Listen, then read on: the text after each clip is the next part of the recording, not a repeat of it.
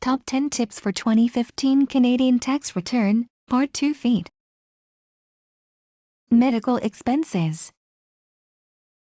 This year, costs for the design of personalized therapy plans for those eligible for the disability tax credit and the cost of serviced animals used to help those with severe diabetes can now be claimed. Be sure to claim your medical expenses on the tax return of the lower income spouse. This could save you more tax since your claim is limited to $2,171 for 2014 or 3% of net income, whichever is less. Volunteer tax savings. If you are an emergency services volunteer, you might qualify to claim a $3,000 amount on lines 362 volunteer firefighters or 395 search and rescue volunteers, which is new for 2014. Alternatively, you can claim an exemption for up to $1,000 of income paid to you as an emergency services volunteer. But you can't claim both the $3,000 amount and the $1,000 exemption. You will likely be better off claiming the $3,000 amount. A tax pro or tax software can help you make that decision. Lifetime capital gains exemption.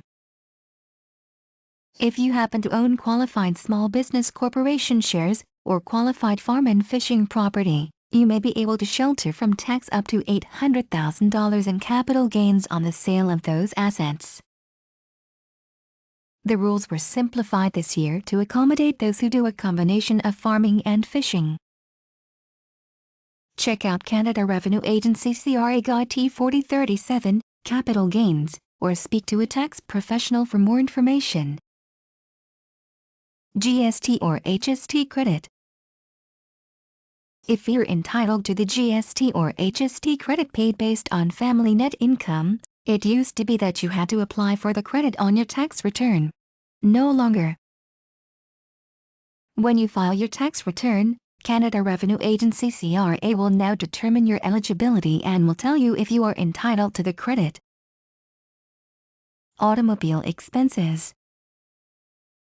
The rules surrounding motor vehicle expenditures in relation to rental property operations can be confusing, particularly when an investor owns only one rental property. You can only deduct reasonable motor vehicle expenses if you meet all of the following conditions. 1. You receive income from only one rental property that is in the general area where you live. 2. You personally do part, or all, of the necessary repairs and maintenance on the property. And 3. You have motor vehicle expenses to transport tools and materials to the rental property.